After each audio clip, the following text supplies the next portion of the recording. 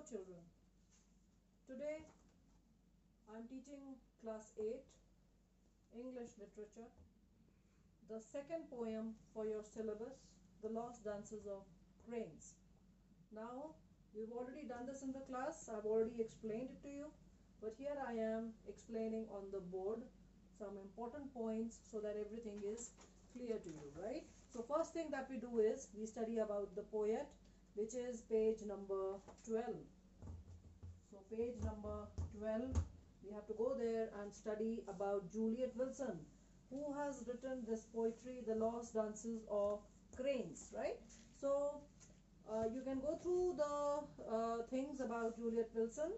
I want you to underline the last line that which says this poem is a good example of her concern and anguish over the destruction of the environment. So anguish means pain. Anguish means pain. Another word for anguish is agony.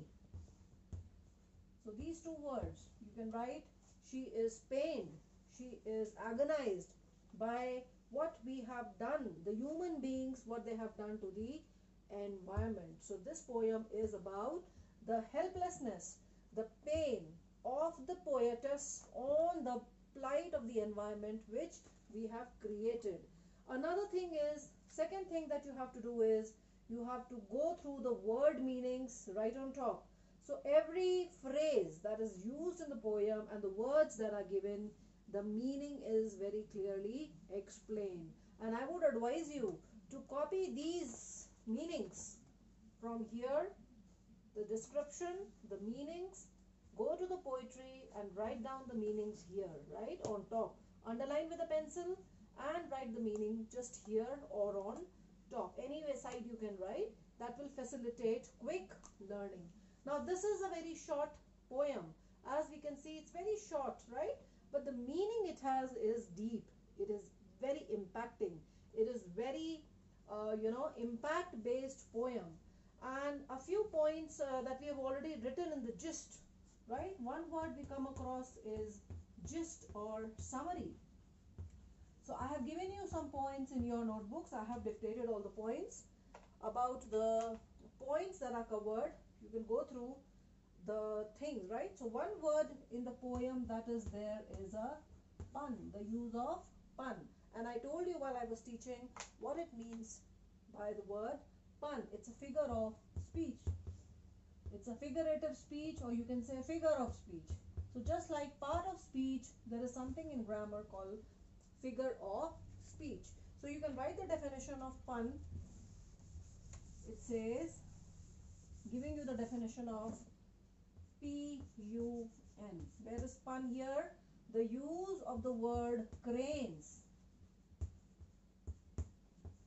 is the use of pun. In one, crane is a bird that's almost extinct, and another crane is a machine that is used in constructions, a machine that has got mobility in terms of arms that it raises to carry material, construction material, to the topmost floor, to the ground floor. So it helps in easy construction of the building. So you can write the definition of pun. A pun is a clever and amusing. A pun is a clever and amusing use of a word or a phrase with two meanings, or of words with the same sound but different meanings. I repeat, a pun is a clever and amusing use of a word or a phrase with two meanings, or of words with the same sound but different meanings, right?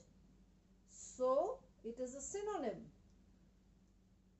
Here you can see the spelling is same, the pronunciation is same, but the meanings are totally different. So such combination of word with rhetorical meaning is called pun. It's figure of speech, right? Now I go to poem and I begin from line number 1. Your fields are empty now, only your ghosts dance, while cranes of another kind dance cities into beings. Now what is the poet is saying? that your fields are empty now. The fields that used to be green, the fields that were fertile, the fields that possessed animals and birds, cranes were present in those times. Now those fields are totally barren, they are empty. There is nobody there. Only your ghosts dance. Whose ghosts? The ghost of the bird crane. This crane no longer exists, right? So their ghosts are present on that field. Only your ghosts dance there. While cranes of another kind dance cities into beings. And what has come up now? Instead of this crane, another crane, there is a machine. This crane has come here. This crane has led to the construction, to the urbanization. One word is urbanization. Urbanization is increase in the cities, in the buildings, in the commercial places. The construction leads to urbanization. So these cranes have come up. These cranes have become the ghost. And these cranes are remembered here for a peculiar dance they do. Now these cranes are famous for their peculiar strange dance that they do, that they did in the past, during or before a seasonal a seasonal input would be there, and they would perform a certain kind of a dance, right? So this is replaced by the ghosts that dance now. The dance has disappeared and these cranes have taken over. While cranes of another kind dance cities into being. Cities into being here means they are moving. They have got arms. The machine has got multiple arms that are moving up and down to carry the construction material, take it on the top floor, again bring it down. So this is what it means when it says dance cities into being. It's creating more of cities, more of buildings, more urbanized, right? Going to second paragraph, all that remain of you are a fading crackle of your energy and some grainy video footage. What remains now of these birds? These birds are at the stage of extinction. So what remains now is a fading. When we want to see these birds, look at the picture. These are the cranes. They got long limbs, long neck, beak, and it seems as they are beautifully dancing. They are performing some kind of dance, and therefore from this picture we can relate the topic or the heading of the poem, The Lost Dances of Cranes, because they are no longer there. The dance also has disappeared, and now we have the ghosts that dance in those fields. So what do we want to do if we want to see such cranes? We have to see a grainy video footage. Grainy means it is blurred. The image is not clear, and it's a fading crackle of their energy that we see in such videos. We have to see some videos to catch these birds, which we human beings have killed by repeatedly constructing, by repeatedly creating colonies, buildings, malls, shopping complexes, so on and so forth. Last paragraph, that people in the new cities will watch to marvel. Underline marvel. Now marvel is wonder. W-O-N-D-E-R. Marvel is wonder.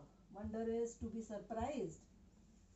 So people will be surprised one fine day when they have to show to their kids, to the family members, what is a crane. So we have to go to a video footage. Some grainy video footage will show us what this crane used to look like. What was the dance it performed, right? So that people in the new cities, the people who will be living here, they will watch to marvel at the wonders of the world once held. So this crane used to be a wonder. We will marvel, we will be surprised that there was a time when such kind of bird existed, and now they are no longer there because of urbanization, construction, colonization, so on and so forth. So it is the poetess is feeling pain, she is anguished, she is feeling very sad at what we have done to the environment. Whether it's plant kingdom, whether it is animal kingdom, we have caused a lot of damage to such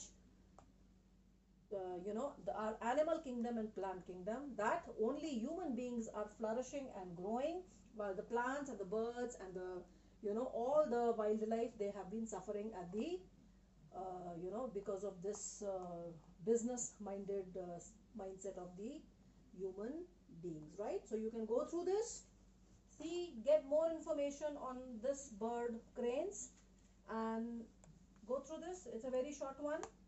See the meanings, relate the meanings here, write down everything in the copies, and if there is any doubt, we will discuss it in the Zoom class. Thank you so much.